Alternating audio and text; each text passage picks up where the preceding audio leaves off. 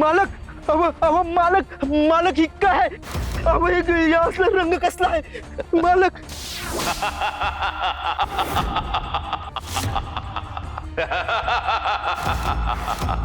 ही उषाची परीक्षा आहे. आता उषाच्या वाट्याला एक अशी घटना येणार आहे जी तिचं केवळ वर्तमानच नाही तर संपूर्ण आयुष्य बदलून टाकेल.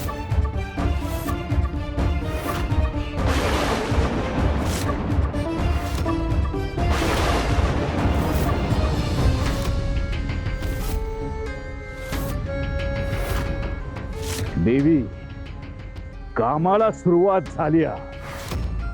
जनाबाईच्या घरात अशी एक पोरगी आली की जिचा वापर करून आपण चातुर्मासात तुळजाच्या भक्तीला छेद देऊ शकतो. त्या पोरीचं नाव उषा आहे. तिच्या मनात भक्ती रुजायच्या आधीच जर आपण भीती, संशय आणि अपशकुनाचं बी पेरलं तरच त्या तुळजाचे भक्त कमी व्हायला लागतील. आणि तसं तिचं बळ कमी होईल तसं तुमचं बळ वाढत जाईल. काही करू नको जंगा. जनाबाईचं घर आता पूर्वीसारखं राहिलेलं नाही. त्या घरात तुळजावरची श्रद्धा अधिक दृढ झालीये.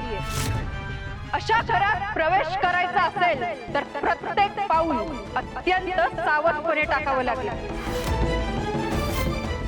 होय देवी, पण हेच तर आपलं खरं हत्यार आहे. चारही भावांवर आपण इकार सोडले. मृत्यू, भय, चिंता आणि व्यसन हे चारही इकार त्यांना बाहेरून जकडलेले होते. म्हणून तर ती तुळजा त्यांना सोडवू शकली. पण हे प्रकरण तसं नाही. एका बाईच्या कपाळावर अपशकुनी असा शिक्का बसला.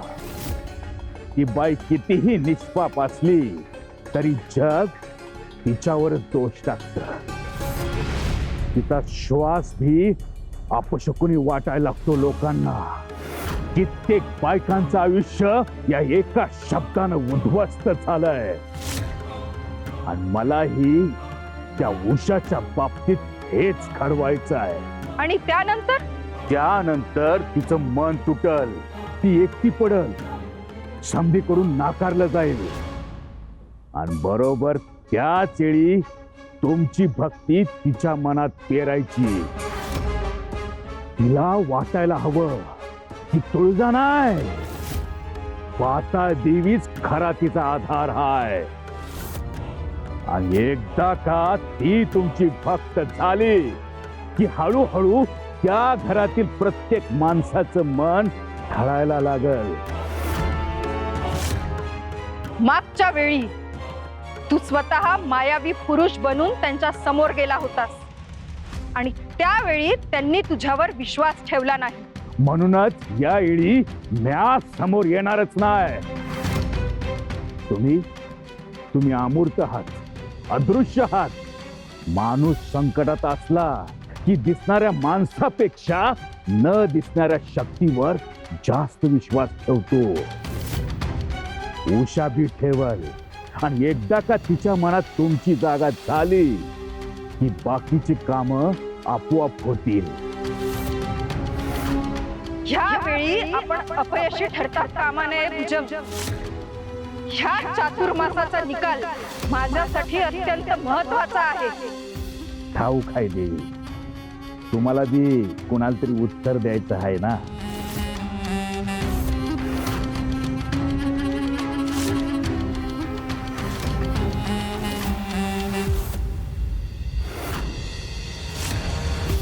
पुरे त्या विषयात बोलण्याचा तुला कोणताही अधिकार नाही. तो माझा विषय आहे. त्याच्याशी तुला काहीही घेणं देणं नाही. क्षमा करा देवी, चूक झाली. परत मी असं काही बोलणार नाही. तू तुझं कार्य पूर्ण कर. उषाच्या मनात संशयाची पहिली ठिणगी पडली पाहिजे. बाकीचं मी बघते. जशी तुमच्या आज्ञा देवी. आता तुम्हाला खरा भुजंग कळल. हा भुजंग म्हणजे साधा सुद्धा इथे नाही. भुजंग आहे ना भुजंग. एकदा का हा भुजंग कसला तर समोरचा तिथंच कापला.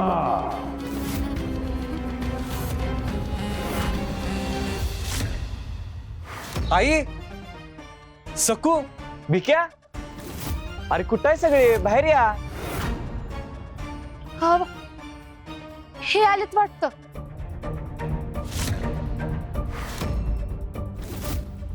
अरे दादा, हे बघ.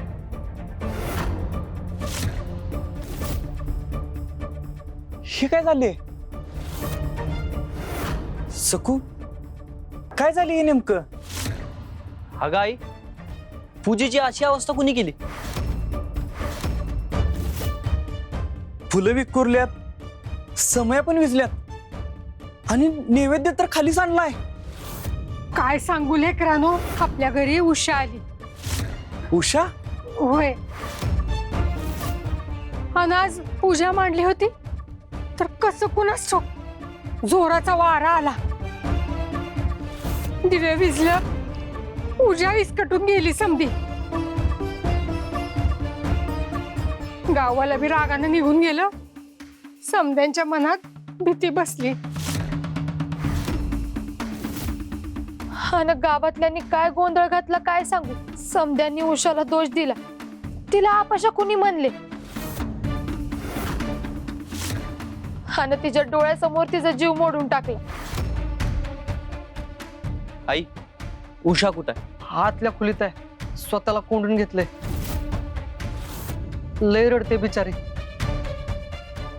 काळजी करू नका, म्या समजावून बघतो. तुम्ही थांबा इथंच.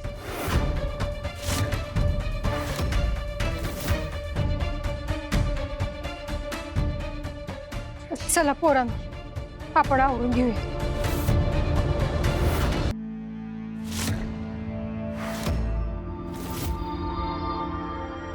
उषा, अगं माझ्याकडे बघ. उषा,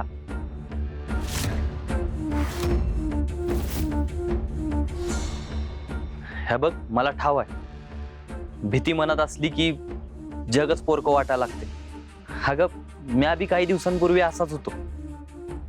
भीतीनं मला पूर्णपणे गिळलं होतं, पण तुळजाईनं माझा हात धरला आणि मला या संकटातनं बाहेर काढलं.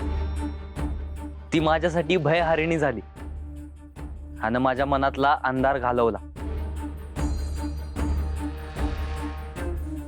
उषा, हे बघ, तुझ्या मनात बी आता भीती नाही, तो न्यूनगंड बसलाय. लोकांच्या शब्दांनी तुझा विश्वास तुटलाय. पण ऐक, तुळजाई हे बी संकट दूर करत आणि तुझा हात धरून तुला योग्य मार्ग दाखवत. चल, खरंच माझ्यावर विश्वास ठेव. चल बाहेर. समधी तुझी वाट बघताय, तुझी काळजी करताय. चल बाहेर चल.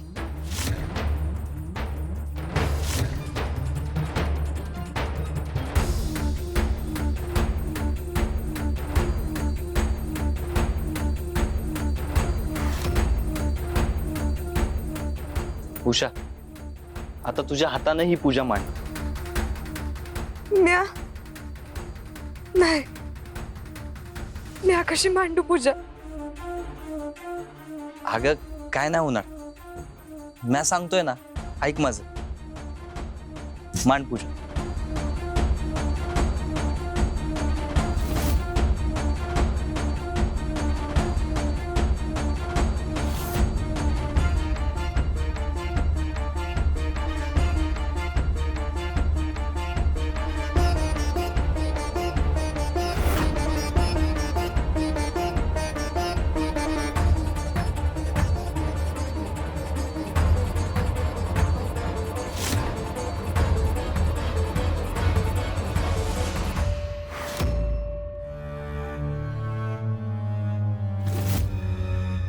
हे घे, समय पेटो.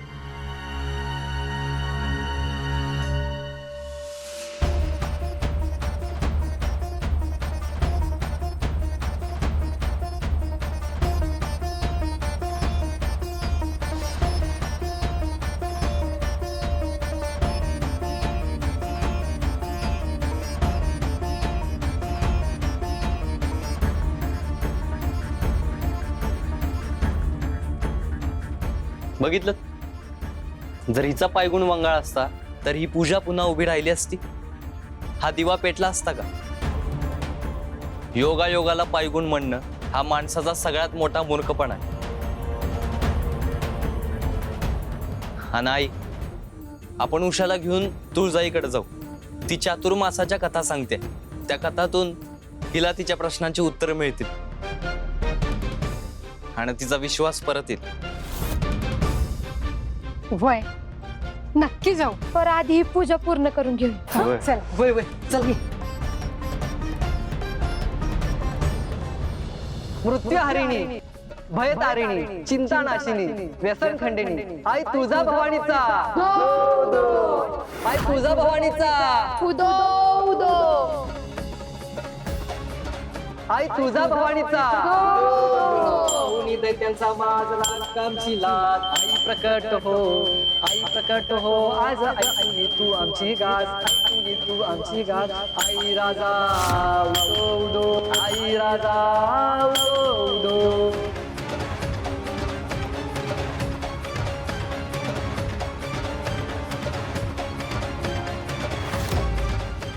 श्रद्धेचा मार्ग कधीच सोपा नसतो, परंतु जो त्यावरून चालत राहतो त्याला प्रकाश नक्कीच मिळतो.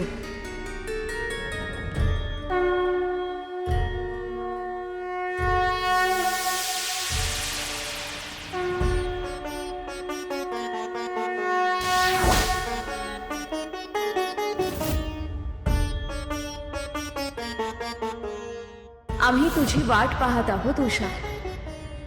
तुझ्या मनातला हा प्रश्न केवळ एका गैरसमजाचा नाही, त्याचं उत्तर तुला तुझं खरं सामर्थ्य दाखवेल आणि तुझ्या आयुष्याला नवी दिशा देईल.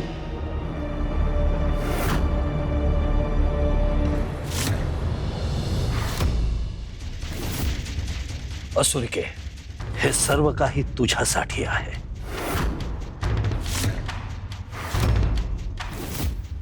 तुझे आवडते वस्त्रालंकार, तुझी प्रिय आभूषण, सगळं तुझ्यासाठी आहे. माझ्यासाठी आजचा दिवस अत्यंतिक आनंदाचा आहे असुरिके. तू प्रत्यक्ष मृत्यूच्या द्वारातून परत येऊन माझ्या समोर उभी आहेस. मी परत आले नाही दादा.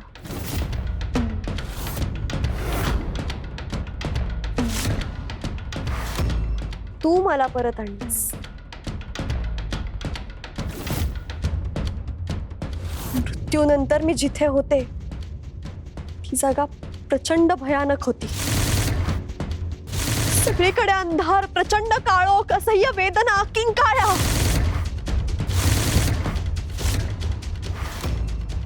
मी कितीही पळाले तरी त्या आगीपासून सुटकाच होत नव्हती. प्रत्येक क्षणाला असं वाटत होतं की आता सगळं संपलं.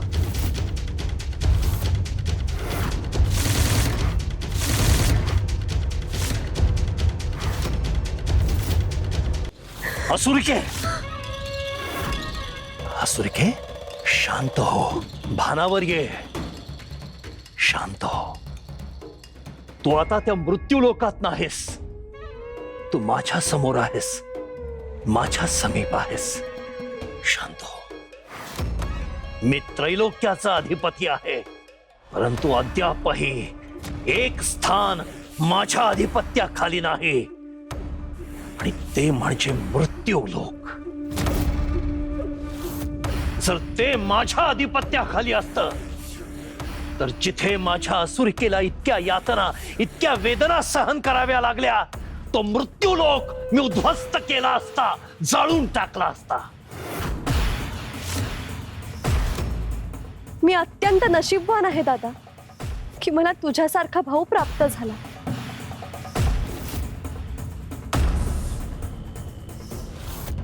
पण एक विचारू? विचार. ज्या व्यक्तीने माझ्यावर प्राणघातक हल्ला केला ती व्यक्ती जर तुझ्या समोर आली तर तू काय करशील तिचं? मी आधी तिचे हात पाय तोडेन, तिचे नेत्र काढेन, प्रत्येक श्वासात तिला मृत्यूसाठी याचना करायला लावेन आणि मग तुझ्या दृष्टीसमोर स्वतःच्या हाताने तिचं मस्तक धडा वेगळा करेन.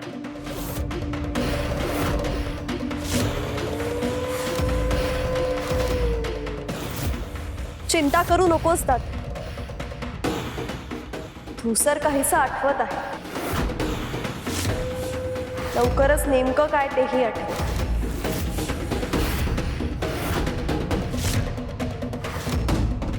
ते आठवायची काहीच आवश्यकता नाहीये असुरिका. कारण एक व्यक्ती आपल्या महालामध्ये फिरताना दिसली. असुर नरेशांनी स्वतः त्यांच्या दृष्टीने पाहिले आणि एवढंच नव्हे तर त्याच व्यक्तीने तुळजापर्यंत संदेश पत्र सुद्धा पोहोचवले. आणि हो, पद्माला या महालातून पलायन करण्यासाठी सहाय्य देखील केले.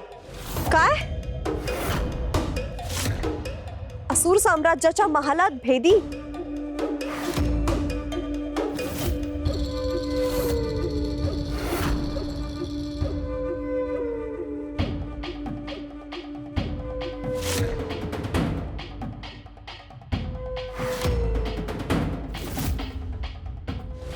कोण आहे ती व्यक्ती? तोच विचार मला अस्वस्थ करतोय असुरिके. परंतु निश्चिंत रहा असुरिके. मी माझा खेळ खेळायला सुरुवात केली आहे. काही काळ तो जो कोणी आहे तो इथे माझ्या समोर उभा असेल.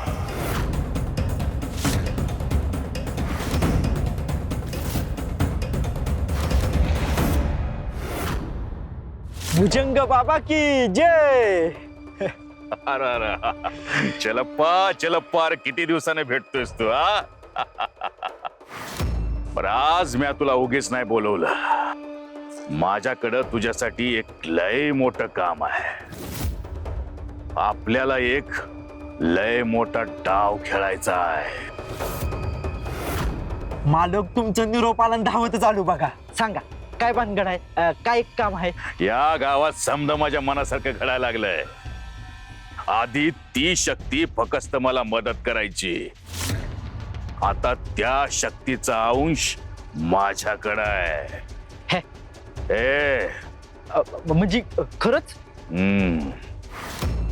तुझा माझ्यावर विश्वास बसत नाही का? हा थांब.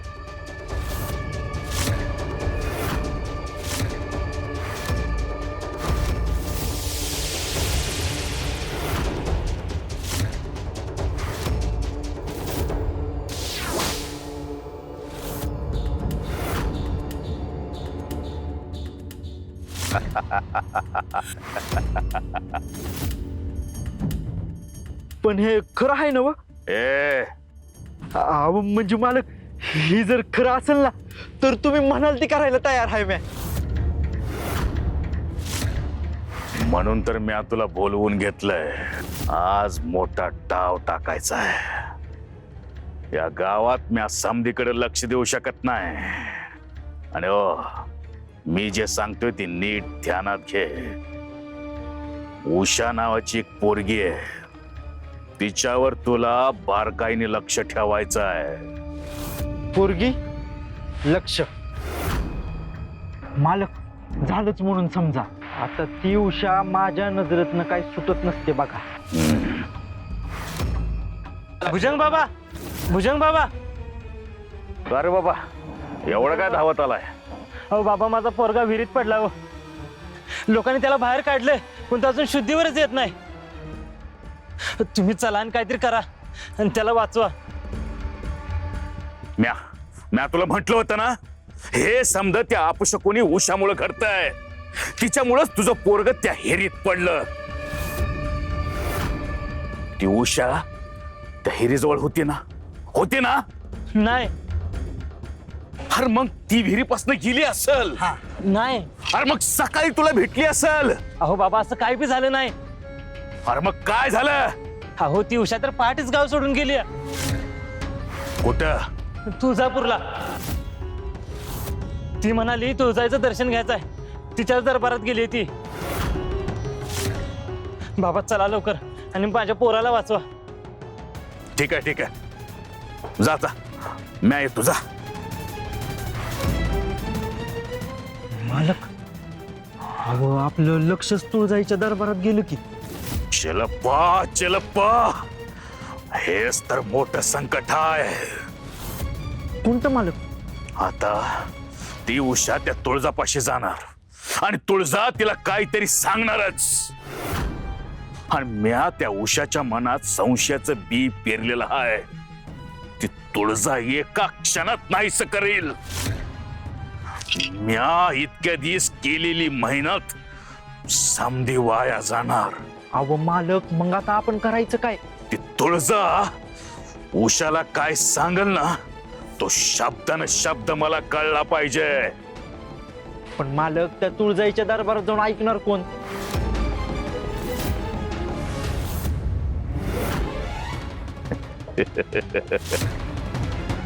हाय, त्यासाठी उपाय माझ्या डोक्यात हाय. कसला उपाय?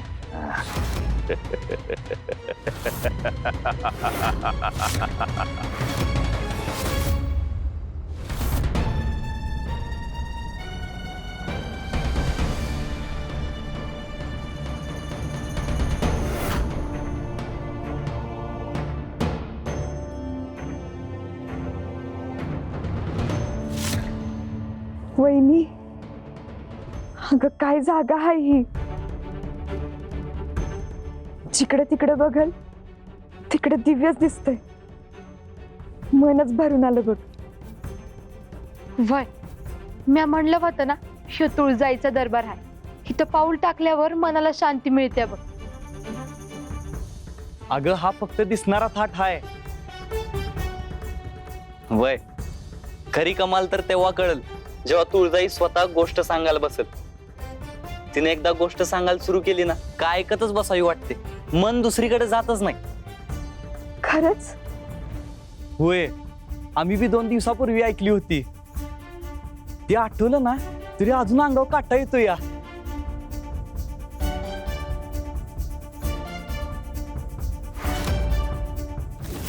सखू, तू आलीस? तुला पाहून खूप आनंद झाला. हा बा, तुम्ही मला ओळखतायचा? हो, मी देवींची योगिनी, त्यांची सेवा करते. देवींच्या प्रत्येक प्रवासात त्यांच्या योगिनी त्यांच्या सोबत असतात आणि त्यांच्या भक्तांचा प्रवासही आम्ही जवळून पाहत असतो.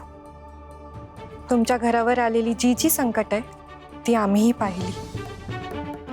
तुमच्या वेदना, तुमचे अश्रू आणि त्यातून बाहेर पडण्यासाठी केलेली भक्ती, हे सगळं आमच्या दृष्टीसमोर होतं. म्हणजे तुळजाईचं आमच्यावर लक्ष आहे? हो, देवींना त्यांच्या प्रत्येक भक्तांची जाणीव असते. जसं देवींचं त्यांच्या भक्तांवर लक्ष असतं तसं आमचंही असतं. जेव्हा भक्त संकटातून बाहेर पडतो त्याचा आनंद आम्हालाही होतो. लय भाग्यवान आहे आम्ही. तुळजाई कुठं आहे? आम्हाला त्यांना भेटायचं आहे. देवी काही क्षणातच दरबारात येतील. आजच्या चातुर्मासाच्या कथेची वेळ झाली. तुम्ही बसा. कार्यक्रम संपल्यावर मी स्वतः तुमची भेट देवींशी करून देईल. हो बाय.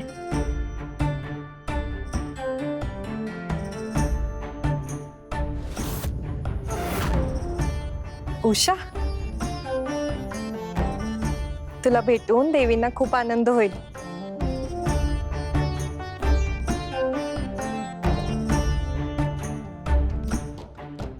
वहिनी, कमालच झाली बघ. मी या ठिकाणी पहिल्यांदाच आले, पण लहानपणापासून आल्यासारखं वाटतं इथं. या समजासने बी मी पहिल्यांदाच भेटले, तरी बी वर्षांवर्षाची ओळख असल्यासारखं वाटतंय बघ. वय, अगं हेच तर तुळजापूरचं वैशिष्ट्य आहे. अगं हिथं आपली तुळजाई राहत्या, म्हणजे आपली आई. हा ना, आईच्या घरी आल्यावर कुणाला फरक वाटतं का? हे आपल्या समजा भक्तांचं माहेर घर आहे. खरंच देवीला भेटायची लयच ओढ लागल्या बघ. एकदाच तिला विचारायचंय माझ्या आयुष्यातली सगळी दुःख कधी संपणार. संपल ग. तुळजाईच्या दरबारात न कुणी बी रिकामी हाती जात नाही आणि ती जे बोलत्या त्यात ना फक्त उत्तर नाही तर नवा मार्ग मिळतोय.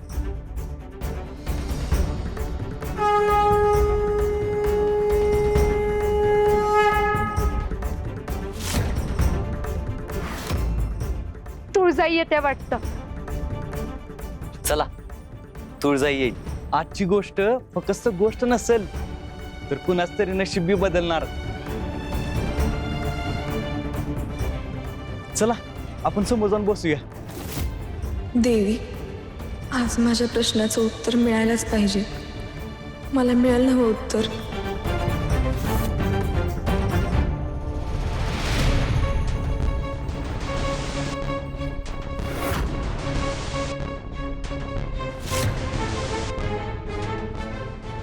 मी आलो तर आहे, पण मालकांनी मला जे सांगितलं होतं ती मी करू शकत ना. अहो मालक, पण तुमच्या डोक्यात काय आहे? आता तिकडं तुळजापुरात ती देवी उषाला काय सांगल ती आपल्याला इथं कसं कळणार? कळणार, तुलाच कळणार. त्या तुळजाचं शब्द शब्द ऐकायचं आणि मला सांगायचं.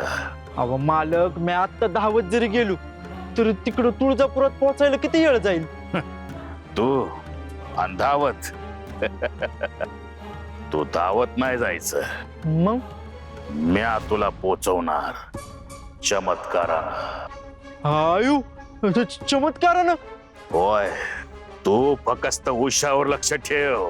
ती काय बोलती, तुळजा तिला काय सांगती हे समद कानात साठवून ठेव. अहो मालक, पण मी त्या उषाला ओळखणार कसं? तर माझ्यावर सोड.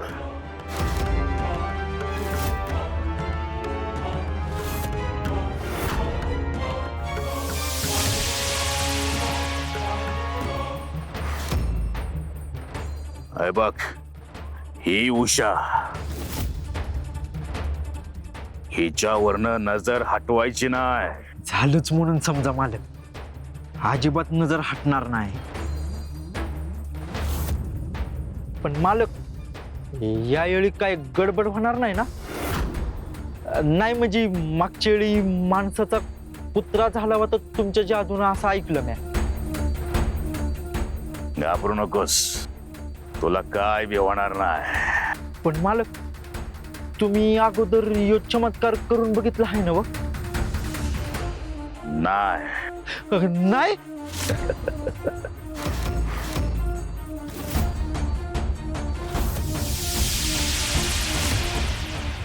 मालक, अहो मालक, मालक ही काय? अहो हे असला रंग कसला आहे मालक?